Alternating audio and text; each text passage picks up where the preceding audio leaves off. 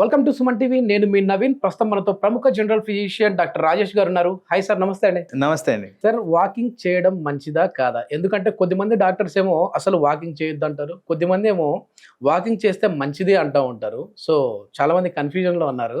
So walking చేస్తే వచ్చే ప్రయోజనాలు ఏంటి, దుష్ప్రభావాలు ఏంటి? సో ఇది ఒక క్లారిటీ డెఫినెట్లీ కావాలండి. నా ఒపీనియన్లో వాకింగ్ అనేది best method of exercise. Best method. కొన్ని ఎక్సెప్షన్స్.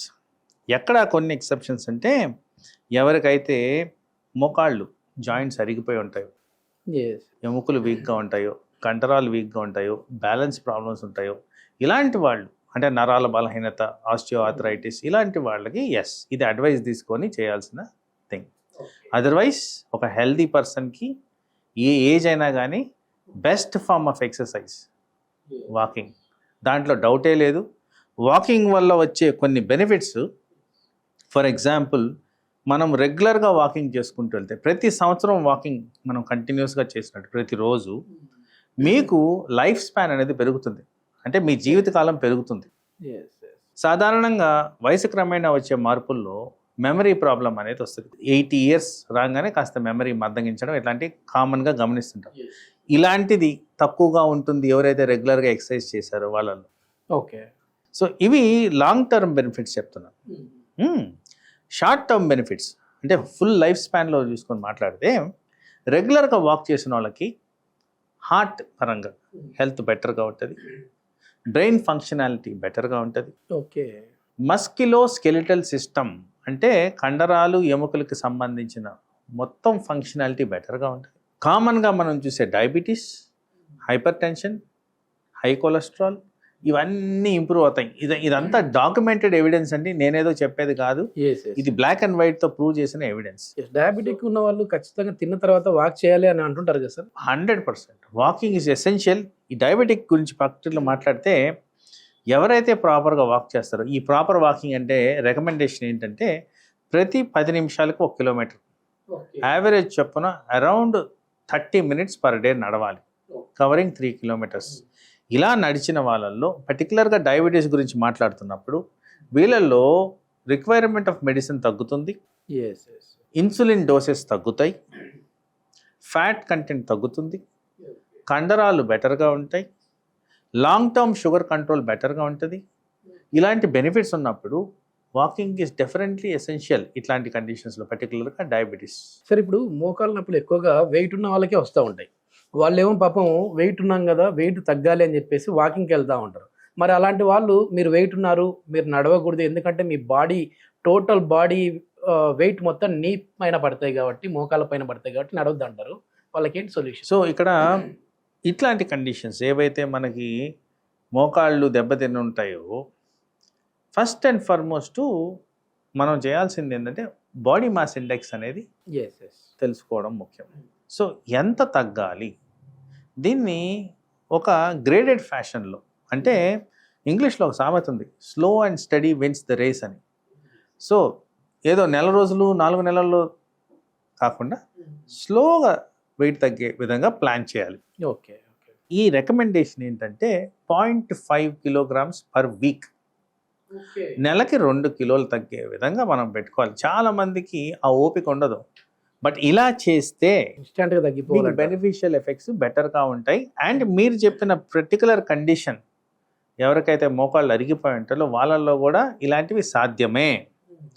మనం వెయిట్ తగ్గే కొద్ది మన ఎక్సర్సైజ్ కేపబిలిటీస్ ఇంప్రూవ్ అవుతాయి, మన స్టామినా ఇంప్రూవ్ అవుద్ది, మన పేస్ ఇంప్రూవ్ అవుతుంది, మన చురుకుదనం బెటర్ అవుతుంది. సో టార్గెట్ ఓరియంటెడ్గా చేసుకుంటూ పోతే మీకు డెఫినెట్గా గ్రేడెడ్ ఫ్యాషన్లో వాకింగ్ బెనిఫిట్స్ వస్తాయి.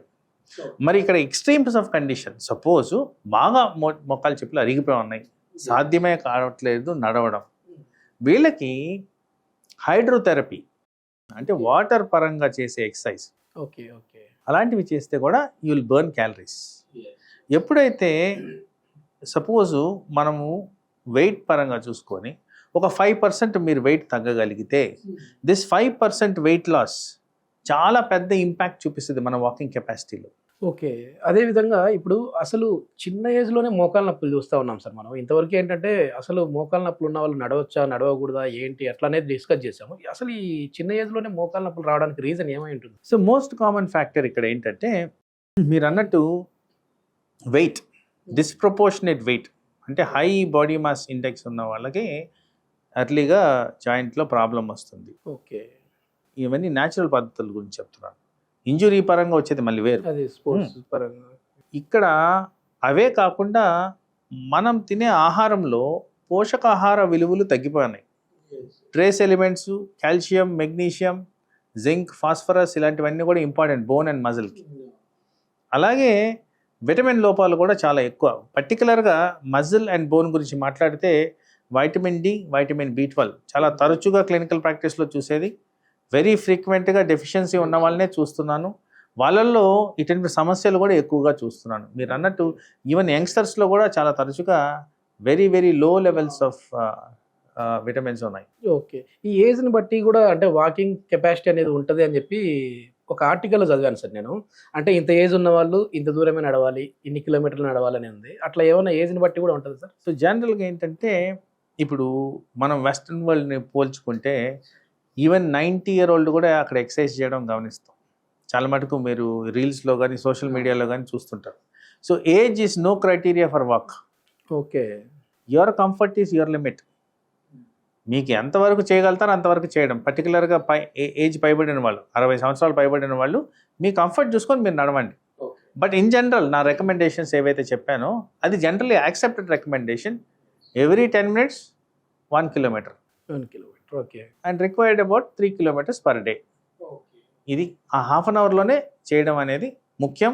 అలా చేసినప్పుడే ఈ బెనిఫిట్స్ ఆఫ్ వాకింగ్ ఏవైతే మనం మాట్లాడుకున్నామో అవి వస్తాయి. ఈ మోకాళ్ళలో గుజ్జు అరిగిపోవడం అంటుంటారు కదా సార్, అది అంటే దేనివల్ల అది రీజన్ అయి ఉండొచ్చు? Most common reason nutritional deficiencies ఏవైతే మాట్లాడానో అవి. రెండోది ఇంజురీ పరంగా ఏదైతే మోకాళ్ళకి దెబ్బలు తగులుతుంటాయో అది కాకుండా huge amount of weight, disproportionate weight అను మన పుట్టుకతోనే ఒక స్ట్రెంగ్త్ ఆఫ్ బోన్తో పుట్టుతాం. దాని మీద విపరీతమైన వెయిట్ వేస్తే ఎన్ని రోజులు భరిస్తుంది? సో దానివల్ల కూడా మనకి ఇష్యూస్ అనేవి వస్తాయి. సార్ ఇప్పుడు జనరల్ కన్సల్టెంట్ ఫిజిషియన్ ఎప్పుడు కలవాలి, అదేవిధంగా ఆర్తోని ఎప్పుడు కలవాలి? ఎందుకంటే ఒకప్పుడు ఇట్లాంటి సెగ్మెంట్స్ ఏం లేవు సార్. బాగోలేదంటే డాక్టర్ని వెళ్ళి కలుస్తారు, అది జనరల్ అయినా ఇంకోరైనా. ఇప్పుడు మోకాలు అంటేనే టక్కన ఆర్థోపెడిక్ దగ్గరికి వెళ్తారు, తర్వాత జలుబు అంటేనే తర్వాత పల్మనాలజిస్ట్ వీళ్ళ దగ్గరికి వెళ్తూ ఉంటారు. ఈ మోకాలు నొప్పులకు సంబంధించి ఒకవేళ మాకు ఏదైనా పెయిన్ వచ్చింది, మీరు నార్మల్ ట్యాబ్లెట్లు వేసుకున్నాం తగ్గలేదు, కన్సల్టెంట్ ఫిజిషియన్ని కలవచ్చా అండి? సో ఇక్కడ చాలా ఇంపార్టెంట్ క్వశ్చన్ మీరు అడిగింది. సో స్పెషాలిటీ ఓరియంటెడ్ ట్రీట్మెంట్ అనేది ఎప్పుడు వస్తుందంటే ఒక కామన్ డాక్టరు ఇదిగోండి ఇవన్నీ నార్మల్ ఉన్నాయి, ఇక్కడ స్పెషలిస్ట్ ఇన్వాల్వ్మెంట్ కావాలి అన్నప్పుడు వస్తుంది. ఓకే. ఇప్పుడు ఫర్ ఎగ్జాంపుల్ మనం మాట్లాడుకున్నాము వెయిట్ పరంగా మనకి నీ జాయింట్ ప్రాబ్లం వస్తుంది అనుకోండి. మరి ఆర్థోపెడిక్ సర్జన్ ఇక్కడ ఏం చేయబోతున్నారు? ఆ వెయిట్ అడ్వైజ్ అనేది even a common doctor can give. So orthopaedic inputs ఎప్పుడు వస్తాయి? ఏదైనా ప్రొసీజర్ చేయాలి, ఏదైనా సివియారిటీ పెరిగింది, despite conventional measurements still problem persist అయింది, అన్నీ ట్రై చేసినా ఫెయిల్ అవుతున్నాం, అప్పుడు స్పెషలిస్ట్ ఇన్పుట్ అనేది మనకి అవసరం. Simple things. ఇప్పుడు నేను వెయిట్ గురించి చెప్పాను, అలాగే విటమిన్ కరెక్షన్, అలాగే జనరల్ ఎక్సర్సైజెస్, ఇలాంటివి స్పెషలిస్ట్ దగ్గర వెళ్ళాల్సిన అవసరం లేదు. ఒక్కొక్కసారి కొన్ని సందర్భాల్లో స్పెషలిస్టే చెప్తారు సార్, అంటే దీనికి మా దగ్గరికి రావాల్సిన అవసరం లేదమ్మా, మామూలుగా మీరు చూసుకోవచ్చు. వాళ్ళు ఆపరేటింగ్ ప్రొసీజర్లో ఎక్కువగా ఉంటారు. సో వాళ్ళకున్న బిజీ స్కెడ్యూల్లో ఇవి ఆలోచించే ఇది కూడా వాళ్ళకి ఉండదు. చాలా మంచి ఇన్ఫర్మేషన్ సార్, ఎందుకంటే ప్రతి ఒక్కరికి కన్ఫ్యూజ్ ఉన్నది. నాకు కూడా నేను మరి వాకింగ్ చేయొచ్చా లేదా, మళ్ళీ ఎక్కువ చేస్తే ఏమన్నా మోకాలు నస్తాయి అనుకుంటా ఉన్నా. కానీ ఈ వాకింగ్ చేయడం వల్ల మన ఏజ్ అనేది కూడా అంటే ఎక్కువ ఏజ్ వచ్చినా సరే యంగ్గా కనపడతా ఉంటాం అని చెప్పేసి కూడా చెప్తా ఉన్నారు. Thank you sir. Thank you. నమస్తే.